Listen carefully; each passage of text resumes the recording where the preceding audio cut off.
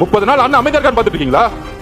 தாவைக்கோடைய மாவட்ட செயலாளர் கைது செய்யப்பட்டார்கள், பொதுச் செயலாளர் ஓடிவிட்டார், நிர்மல்குமார் ஓடிவிட்டார். யாரு ஓடுனது? உங்க அப்பா கைது செய்யும் பொழுது நீங்க ஓடுனீங்களே, அப்படியா ஓடுனாங்க? கலைஞர் கைது செய்யப்படும் பொழுது யார் ஓடினார்? திமுக வரலாறு தெரியுமா? கலைஞர் கைது செய்யப்படும் சொந்த மகன் ஓடினார். வரலாறு பத்தி பேச ஆரம்பிச்சு தாங்க மாட்டீங்க. டிவி கேட்க வரலாறு தெரியாம இல்ல, எங்களுக்கு மக்கள் இயக்கமாக இருக்கும் தெரியும். உங்களை சூழ்ச்சிகளை சுப்ரீம் கோர்ட்ல போய் தூக்கி எறிவும் தெரியும்.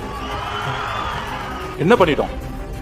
மக்கள் இயக்கமா இருந்து ஒரு அரசியல் கட்சியை உருவாக்கி மக்களிடம் போய் ஒரு பிரச்சாரம் பண்றார். முழுவதுமாக மே மாசம் தன்னுடைய பணியிலிருந்து இந்தியாவிலேயே நம்பர் 1 அதிகமான சம்பளத்தை விட்டுட்டு அவருடைய உள்ளுணர்வு, நம்ம இந்த மக்களை பார்த்துட்டே இருக்கோம். சின்ன வயசுல இருந்து நம்ம நல்லா இருக்கிறோம், ஒரு பெரிய வீட்டில் இருக்கிறோம், ஒரு நல்ல கார்ல போறோம், நல்ல எஜுகேஷன்ல இருந்தோம்.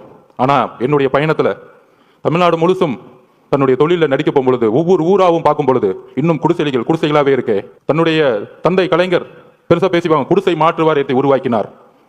ஆனா இன்னைக்கு குடிசைங்களை தூக்கி எறிஞ்சிட்டு இருக்காங்க பெரிய பெரிய மாளிகளை கட்டுறதுக்காக. அப்படி தன்னுடைய பயணத்துல ஒரு கட்சி ஆரம்பிக்கணும், மக்களிடம் போகணும், மக்கள்கிட்ட போய் நம்ம நான் அரசியலுக்கு உங்களுக்கு நல்ல விஷயங்களை வந்தா என்னென்ன செய்வேன், பிரச்சாரத்துல என்னென்ன தவறு நடந்துட்டு இருக்கு, நிர்வாகம் என்ன தவறு நடந்துட்டு இருக்கு, தமிழக வெற்றி கழகம் நம்ம தோழர்களும் நானும் ஆட்சிக்கு வந்தா என்ன நிர்வாக மாற்றங்களை உருவாக்க முடியும்னு மக்கள் கிட்ட சென்றுட்டு இருக்காரு.